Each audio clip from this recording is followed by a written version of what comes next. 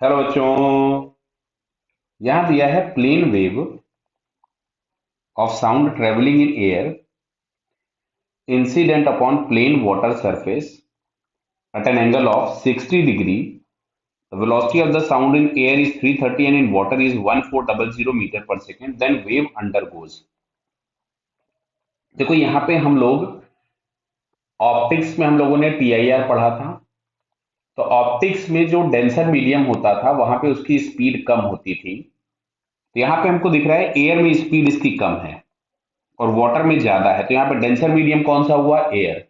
और water sound के लिए क्या हो जाएगा? रेयरर मीडियम, बिकॉज वहां स्पीड क्या हो गई? ज्यादा।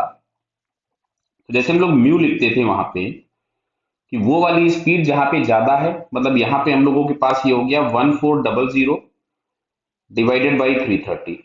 तो अगर हम लोग एयर को इस तरीके से कंसीडर करें तो यहाँ पे हम लोगों के पास ये आ जाता है 140/33। ये आ गया रिफ्रैक्टिव इंडेक्स, मान लीजिए। क्लियर? क्योंकि क्वेश्चन में यही बोला है रिफ्रैक्शन रिफ्लेक्शन, तो वो सारी चीजें हमको कंसीडर करनी पड़ेगी। अब देखो, मान लो यहां कहीं से कोई भी एक जब रे आती थी, बराबर, और अगर ये एंगल क्रिटिकल एंगल बनता था तो यहाँ पे जो रिफ्रैक्शन होता था वो ग्रेजिंग रिफ्रैक्शन हो जाता था और ये एंगल 90 हो जाता था। तो यहाँ पे अगर हम इसको म्यू लिखते थे और यहाँ पे एयर है तो यहां से हम लोग लिखेंगे म्यू साइन थीटा। इस एंगल को हम कोई भी थीटा ले रहे हैं, critical angle, is equal to 1 × sin 90। यानी जो भी हम लोगों के पास यहाँ पे क्रिटिकल एंगल आता है साइन थीटा, वो आता है 1/म्यू। क्लियर?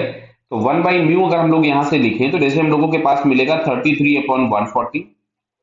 और यहाँ पे जो एंगल थीटा दिया गया है आपको, वो दिया गया है 60 डिग्री। तो यहां से अगर हम लोग निकालें तो साइन थीटा की वैल्यू जो आपको मिलेगी दैट इज √3/2। क्लियर है?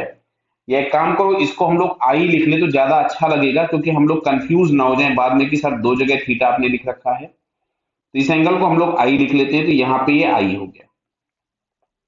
तो जो भी अभी फिलहाल एंगल ऑफ इंसिडेंस है वो आपके पास है √3/2, मतलब साइन थीटा की वैल्यू। और हम लोगों के लिए क्रिटिकल एंगल चाहिए 33/140। तो दिख रहा है ना कि जो भी इंसिडेंस एंगल अभी है वो क्रिटिकल से बड़ा है।